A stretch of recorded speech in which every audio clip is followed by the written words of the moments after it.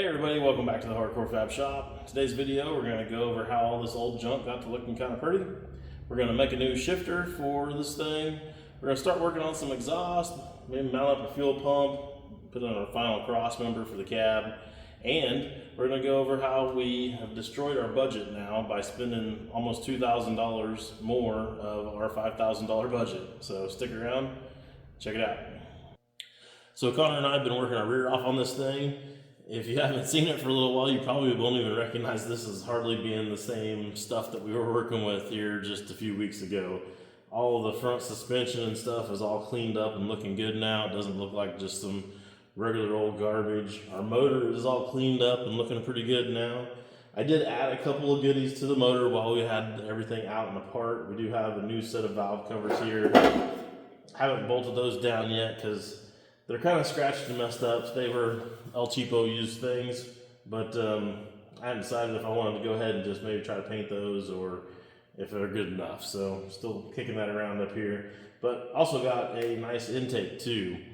So we've got that as well. And then, oh, I did put a new water pump on here. Figuring we're going as far as we are, that's already this far apart, we might as well go ahead and try to get a water pump on this thing. So we did that. We got the transmission cleaned up. I'll go back here and show you some stuff on that real quick. That's the reason why I don't have the cab down here yet, is I wanted to show you guys what I did back there and kind of what my plan is going forward.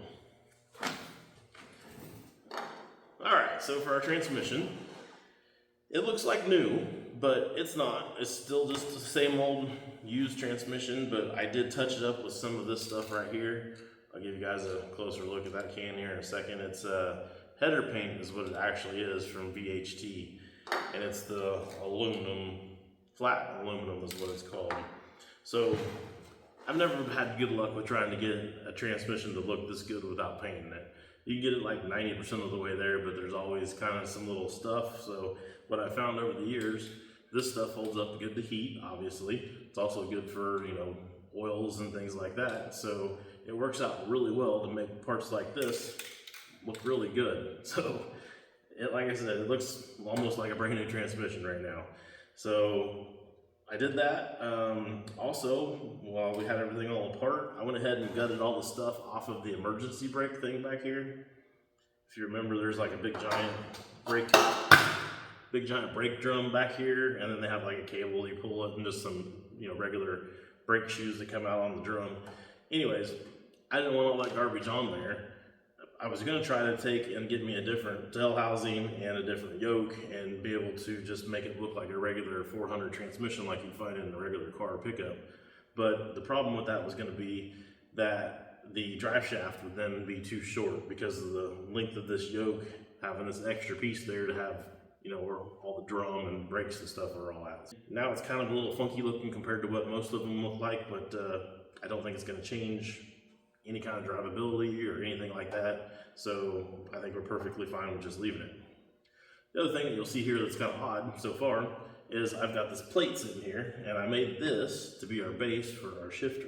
So it's just got a couple of tabs back here on the back and flat plate up top and a couple of tabs coming down here, and it just bolts to the side of the transmission, kind of like the low car shifters and whatnot do, where they just kind of go into those spots with the, you know, factory uses to like clamp the transmission and pick it up and move it and build it and all that kind of stuff. So it just bolts into those side pieces there and just uses the pressure from the bolts to hold it. So that's going to give us a good base for my shifter to sit on, but I want the cab back down now to be able to start building the shifter. And I wanted to be able to show you guys all of this before I put the cab on, because otherwise you wouldn't be able to see it very well and see what I'm talking about and what's going on.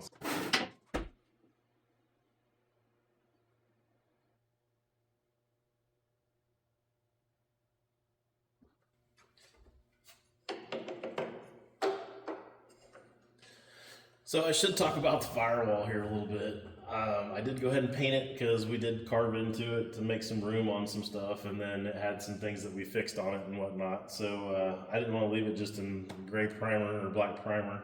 And I like the idea of everything inside and underneath being nice, looking good, like you put effort into it. And then if you leave the outside of something, leave some patina going on with it or something like that, I think that's kind of just like the ultimate look, in my opinion.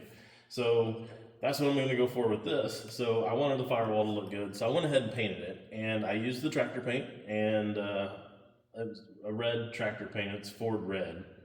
I don't know if I've talked about that or not yet. So I went to Tractor Supply and I bought Ford tractor paint. It's the same kind of paint that we're using on the frame, the same stuff that I found at the dump. Couldn't find any red tractor paint at the dump, couldn't get lucky twice. So I actually had to go and buy that. So I bought that. I actually bought a couple of cans of spray paint of it too, just so if we had some areas that was kind of a pain in the rear to get to, we could maybe spray it with that and have it all match.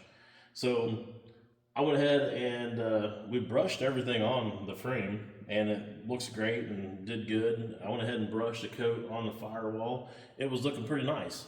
And then it had a few little spots in it where, you know, we could still see some stuff coming through. So real quick before I went home the other night, I went ahead and just threw another coat on there real fast. It was a pretty heavy, liberal coat, I'll admit that, but when I left, everything looked great. I came back the next morning and there's like runs all over everything. It looks terrible. I don't think it looks too bad for you guys right there, but for me looking at it here in person, it looks horrible. I'm just gonna leave it. It is what it is at this point. The majority of it is gonna be covered up by, like, it's really bad up in there, but the majority of that's gonna be covered up by the motor, so you won't see that. And you know, there's stuff over here, so it's not too bad, but it's not great, and it definitely looks like somebody brushed it on with a brush. I did the floor inside as well because we had patched those couple holes in the floor, and it had a lot of surface rust and stuff going on in there. Well, the floor don't look too bad. I mean, it looks kind of like the frame and everything else. It looks all right, but yeah, this Firewall is not good, but we're gonna go with it and just is what it is, I guess, at this point.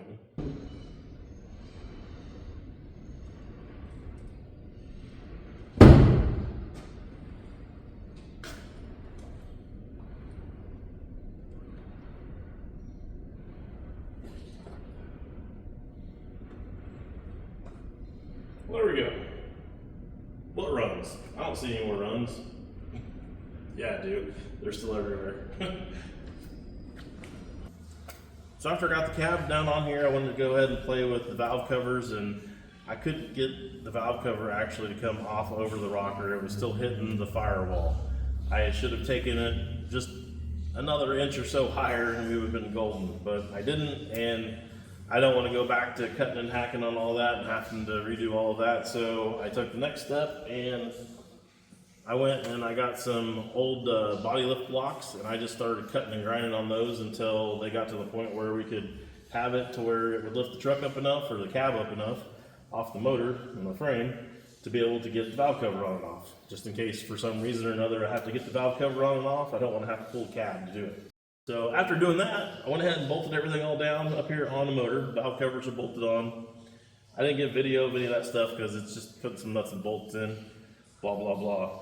I also went and spent a ridiculous amount of money for a fill cap and the breather and thermostat housing. It's like $70 freaking dollars. When did that stuff become that expensive? That's crazy. I had to have it, and now that's all buttoned up and it's there. So I guess it is what it is, and that's where we're at. I was planning on originally just putting a mount back here for the sleeper, and then once the cab and the sleeper got welded together, that would be my mount for the back of the cab. But since I don't have a sleeper just yet, and I'm wanting to go ahead and try to drive this thing and get, make sure all the bugs are worked out of it while we're working on the trailer, then I decided to go ahead and just say screw it and build a cross member real quick for you back here. I did have video of that, but somehow I've erased it. But it doesn't amount to much. It's a piece of channel iron, popped a couple holes in it, cut it to length, and threw it up there and welded it into the frame.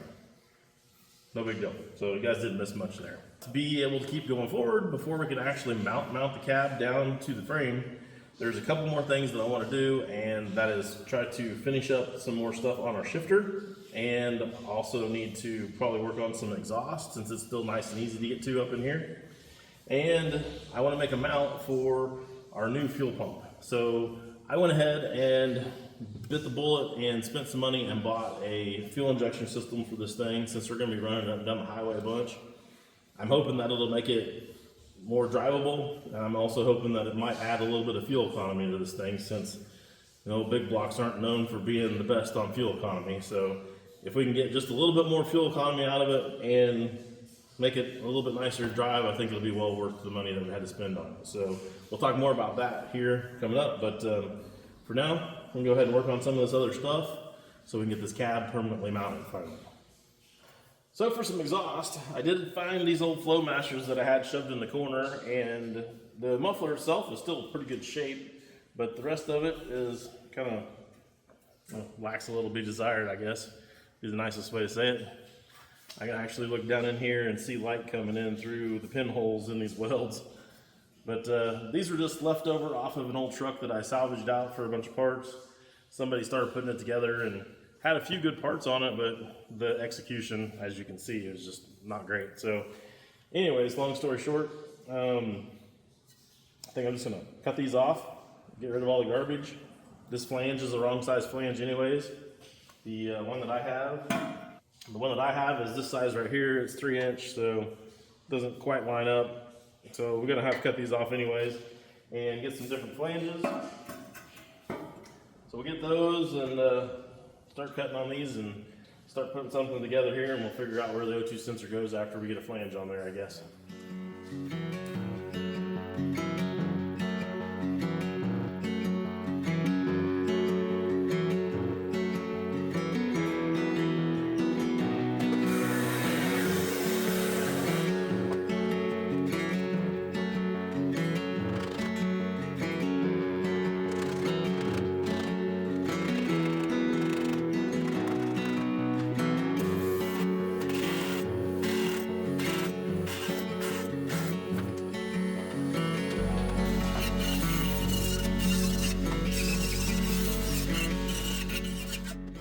Well, we got a pipe or a muffler, I guess, that's looking pretty good. And then I went over to the other shop and I found some drops from an old exhaust system that we did there a while back. And this is the reason why I'm a hoarder, because this was from like 2 years ago and 4 years ago probably, actually. Anyways, from a long time ago, and they've just been laying around, and now we're going to actually be able to use it. So we need a little bit of an extension here inside these pipes, so I'm going to clean this up enough where this will slide back in there like the other ones were that we just removed. And then that should get us a spot here where we cut off, and then go ahead and weld our flanges on at that point, and that'll get us off the header, clear past the crossover that we're kind of hitting there by the chain, and then should be able to go from there. I think we're going to have to go and do a weird loop, turn all the way back around. So we'll be able to use some of these bends and stuff here as well. Come off of that and come all the way around and come down the frame rail and back beside the muffler. And then we'll have to do another turn to go out to the side pipe that we're going to end up doing. But for today, I think all we're going to do is just stop it right here so that we can continue on with the other stuff that we need to do to try to make this thing run. I just sneezed real bad. Was you holding it? I was holding it.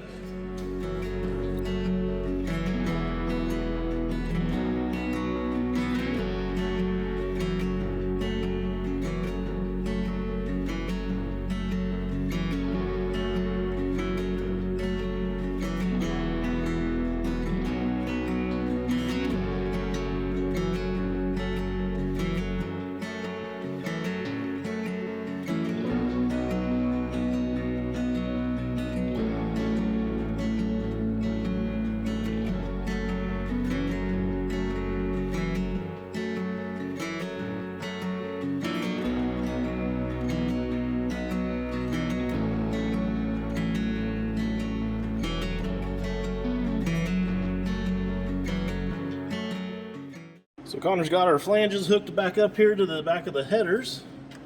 Those are both looking pretty good. And that muffler is sitting in place, and it looks awesome right there where it's sitting. So he's going to go ahead and tack that in place. Then we can unbolt this thing and put it on a bench and weld it up real good. Probably need better ground than that, I imagine. Better ground, okay, here. I got you. Better than making it go through the motor and everything. Yep.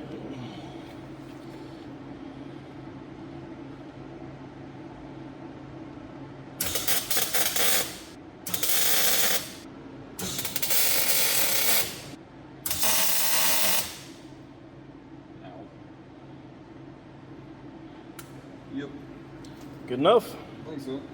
Then over here on this side, we've got our bung that's going to be for our O2 sensor that we'll be adding tomorrow. And that'll go right there on that. It's a little bit spun up here onto the top, a little too far, but it's where it needs to be able to clear the frame and whatnot. We don't want to below the frame because then it'll be too far down, so better to be too far up than too far down.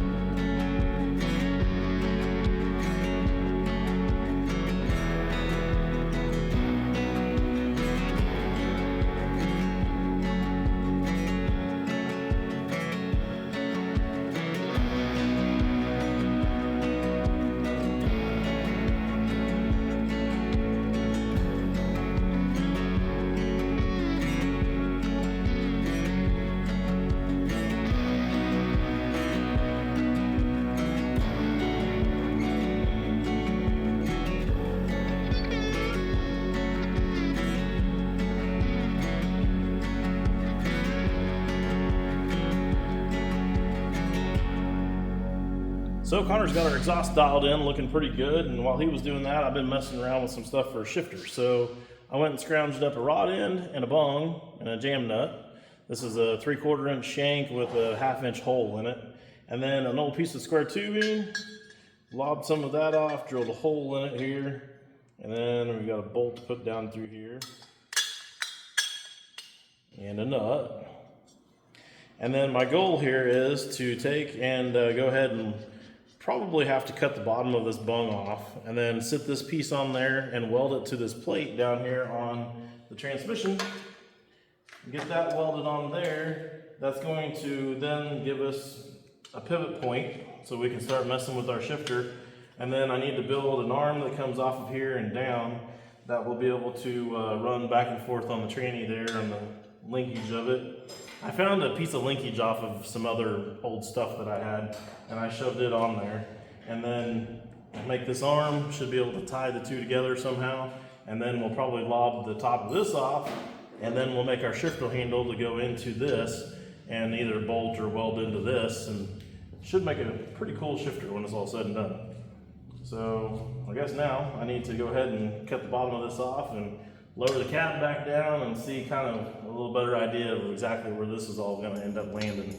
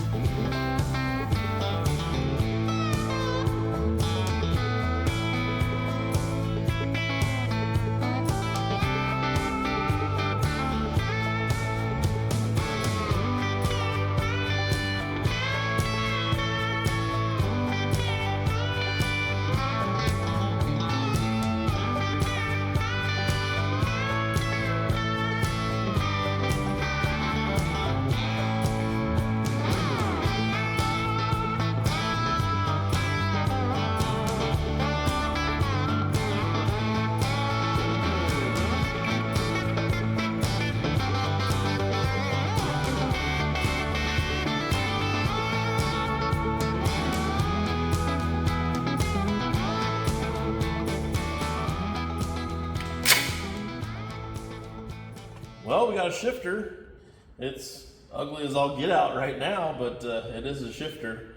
Now, my plan at this point is to go ahead and drop the cab back down. We'll figure out exactly kind of where the floor and that cover that goes in that hump area is all gonna sit. And then I'm gonna try to cut this off below that, and that'll give us a place to go ahead and mount our actual shifter handle to. And for the handle, I wanna go out to my buddy Ted's house. He's got a blacksmith shop out there. You guys have seen him on a couple of videos. Anyways, we want to go out to Ted's and we want to make a really badass, cool custom shifter handle and knob and everything to go into here. So probably do that with some square tubing or something like that we'll be able to, once we cut this off, drop down inside there and just put a bolt in it or something to be able to hold everything all in place. So kind of figure that stuff out once we get the handle part itself, you know, figured out for sure. But I think that pretty well wraps this up for now, as much as I can do right now anyways. So I guess we can go ahead and start covering what we've done on the budget and how we've blown it. It's not really blown, but how we've doubled what we've spent pretty much, at least at this point. All right, budget time. So let's just start right here at the front, work our way to the back. So first of all, we got a water pump. I talked about that earlier in the video. Went ahead and put that on there just to be on the safe side. And that was $70, which, when did small block, big block Chevy stuff start to become that expensive? I don't know. This just blows my mind. Anyways, okay, so $70 for a water pump. And then I talked about how I spent $70 on the stupid plug and water neck and goofy little filter thing over there to cap the top of the motor all off. So that was $70. And then underneath that was some valve covers, which is the reason why I had to buy that stuff. I probably should have just left the stock valve covers on there. But this does look a lot better, so I don't know, give or take a little, I don't know. Anyways, long story short, valve covers were $50. And like I said, they're used and they've got some stuff here, but overall they're pretty decent. So wasn't a super great deal, but it's okay. So what was a good deal though is my buddy Ethan Hager hooked me up with the intake for $50, and I was gonna put that on here, and then another friend of mine came by and he's like, hey, I need that intake. And I'm like, well, I can't sell it to you. I bought it for this truck, blah, blah, blah. He says, okay, well, what if I trade you one? So he ended up trading me that intake for this intake. So now we've got this intake on there for $50. And huge shout out to Ethan for hooking me up on the first one, because I know he gave $50 for it, and he was looking to try to sell it and make a little bit of money. But when he found out it was for this, he sold it to me for what he had in it. And then also a huge shout out to Charles, because that intake probably wasn't worth as much as this one. So there's that, but that one worked better for what he was wanting to do with his motor that he's building on something else. So just kind of worked out good for everybody. So anyways, that's where I'm at with that. Next thing, moving forward here, I guess we probably got to talk about paint, because we put a bunch of paint all over everything here. So the most expensive paint is the header paint that I used for, like, on the water pump. I went ahead and did that, and on the pulley, I don't know why. Probably should have just painted that black too. Anyways, and I did it on the transmission. It makes the transmission look so much better. So that stuff is like $12 or $13 a can. And then also the engine paint is, you know, kind of expensive too. I think it's about the same price, $12 or $13 or something like that. So a couple cans of that. The black paint that I got on the chassis and stuff, we got from the dump, so that was free. But the other tractor paint that I've got, which is the red, which is what's on like the Firewall and the floorboard and whatnot, I bought a gallon of that from Tractor Supply, and that was like $60 for a gallon of that. And then I bought a few other little cans of paint and stuff. So total on paint so far is right around $120. And I should have enough paint to, well, there's well over 3/4 of a gallon of paint still left in that gallon. So once we go to try to touch up some stuff on the body and everything, I'm gonna try to do a patina paint job on that. Just now you guys are in the loop on that, but I'm gonna try to do a patina paint job on that, and we're going to probably end up trying to use the tractor paint to do that. So there's that. So hopefully we'll be fairly covered on paint. Next up is going to be, I guess, like rod ends and metal and stuff that we've used on things. Let's go ahead and move to the back here and we'll talk about that. So on rod ends, I didn't actually buy the rod ends because we used to sell quite a few rod ends on eBay and whatnot. So these are stuff that I actually had already. But what I did for pricing is I went ahead and went to eBay and did a price comparison to where they're at today on today's prices. So on the big rod ends that we had on like the trailing arms back here, there's 4 of those, and usually buy a pair of them to be able to make a link bar. And a pair of them are 99 and some change, $100 for a pair of those now.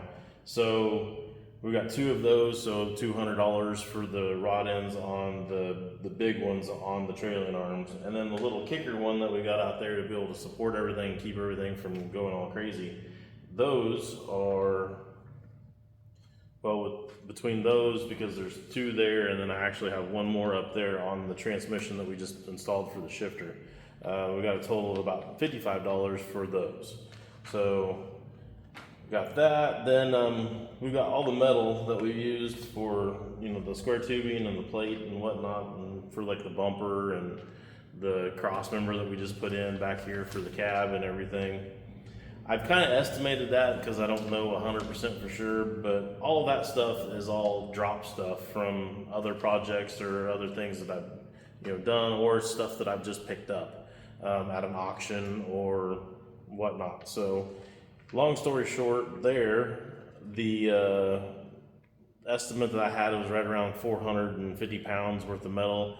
And I'm saying pounds because there's places where I can just go and buy it by the pound. So if I was gonna go buy it, you know, use drop material, whatever, what have you, I'd be paying at 25 cents a pound. So 450 times 25 cents puts us at $112 there on that material.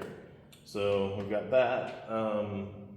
I didn't put anything down, and I guess you guys can tell me what I should put down for like that plate and for like my exhaust and stuff. I mean, that's all stuff that's just been laying around, and I've had it forever, and it didn't cost me anything when I got it because it was parts and pieces that came off of something else that I was actually working on and, you know, making things better. And these were the stuff that's left. So I don't know what to allot for those for pricing on that. So I didn't put anything in there. So I probably should put a little something there for that. Also, we got like the D-rings back here. I bought 12 D-rings for $38, and we put 4 of them on the truck right now. There's 2 there and the 2 back here for our safety chains for a trailer.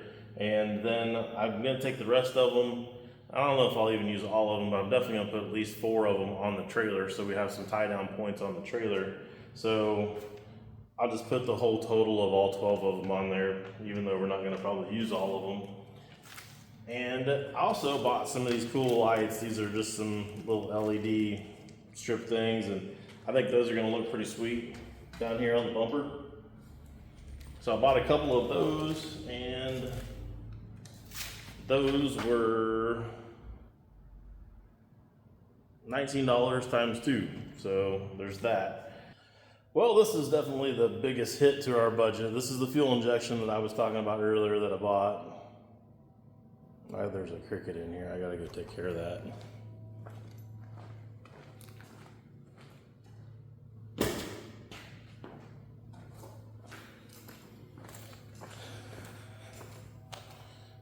All right, where was I? Fuel injection that I just went and bought. So yeah, this is our fuel injection that we went and bought. This is a kill shot from Ace's EFI. I'm pretty excited about trying this out. I haven't ever messed with any of it before. I've seen this company at SEMA probably around 2018 or 19 or something like that maybe. And I've been kind of following along ever since, and I decided to go ahead and take the plunge into it, and we'll see how it goes. So I actually set up to be a dealer for this, but I'm not, don't ask me to hook you up on any deals or any of that right now because I want to run this for a little while. I want to try it. I want to see if I'm happy with it before I even really want to put that out there. But anyways, all right, so yeah, this is our fuel injection system that I was talking about earlier, and this is the kill shot from Ace's EFI. I started following this company after seeing them at SEMA probably in 2018, 2019, somewhere in that neighborhood. And overall, it seems like they're doing pretty good. They've got a pretty cool brand as far as the brand goes and everything with the Aces thing going on. Their products look really good. They've got a killer deal on everything. So to get this same kit from Holley and everything that you would see here is right around, I think, probably close to $1,900 or $2,000, somewhere in that neighborhood. And this through Aces was list price is $1,200. I'm gonna put it down at $1,200. I'd be just full on truthful with you 100%. I got it for cheaper than that because I set up to be a dealer for Aces EFI. Now, I'm not gonna be taking any orders for any of their stuff or anything yet because I wanna run this for a while and make sure that I'm happy with it because I don't wanna, put out and promote stuff that I'm not happy with, which is the reason why I'm here in the first place, is because I started out with some Holley stuff on like hookers and blow a few years ago, and I've had nothing but problems with that system, and I'm very disappointed in it because Holley's a good brand and generally speaking have done pretty well with most of their stuff. But that sniper stuff, at least the first gen of it, maybe they fixed it in their second gen stuff. Why would they have a second gen if they didn't fix things from the first one? Anyways, the first gen stuff is not good in my opinion, period.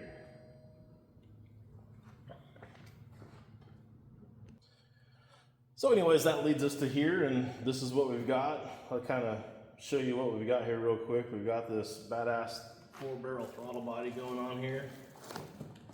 And I went for polished because, why not? Like I said, it looks like it's got some nice looking machine work going on with it. I mean, everything seems like it's pretty good quality from just looking at it out of the box. O2 sensors. Computer is separate from the throttle body, which I like because that eliminates it from having all of the heat coming off the motor and all of the vibrations and noise and things. So that should make that a better computer system. It does come with all of the wiring harness and all that, of course, and then this master kit comes with everything you need for your fuel system. So we've got the fuel pump and all of that. There's hose, regulator, all the fittings, some really nice looking filters and whatnot. Then this is kind of the icing on the cake. Right now, every month they tend to do different freebie stuff with everything that they're doing, and this month they came with all of that is your 1200, and this is free. So this is a 7-inch dash, and in this dash it's got a chip in it for GPS, so you can have a speedometer built into this. You got your water temperature, of course, because it's taking all of that. You've got all your info like you would normally with all of your information on the air fuel mixture and whatnot and all of that. So that's pretty cool to have all of that on a bigger screen where you can see it better, and then also have the speedometer. So I really like the idea of that. They got options to add other gauges and stuff to it too as well. So overall, pretty cool system. We're going to get into this in our next video. We're going to install this and have the cab down and hopefully make it to where this thing will run and stuff. It probably won't be driving because we still don't have our air compressors and our switches in, but short of that, hopefully next video we'll get this all together. But recap where we're at here on all of that. So this system, $1,247. Add that all together with everything I told you earlier, and that puts us at $2,050, which is way more than what we had in it originally when we started, and it doesn't look that much different. But you add that to our 1548, that puts us at $35.98, so $3,600 is where we're at. So we got roughly about $1,400 left to be able to make this whole vision come together. And now there's a train, so I guess it's a good time to cut it. See you guys next time.